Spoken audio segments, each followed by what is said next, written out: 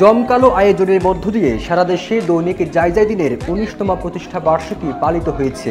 এ উপলক্ষে জায়জায়দিন ঢাকার অফিসে কেক কেটে দিনটি উদযাপন করা হয়।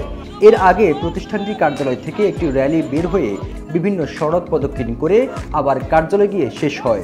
পরে আলোচনা সভা ও ফল উৎসব হয়। খুলনা বিভাগে কেক কেটে প্রতিষ্ঠা বার্ষিকী উদযাপন করা হয়। পরে একটি র্যালি বের হয়ে নগরে বিভিন্ন সড়ক প্রদক্ষিণ করে আবার বিভাগীয় কার্যালয়ে গিয়ে শেষ হয়।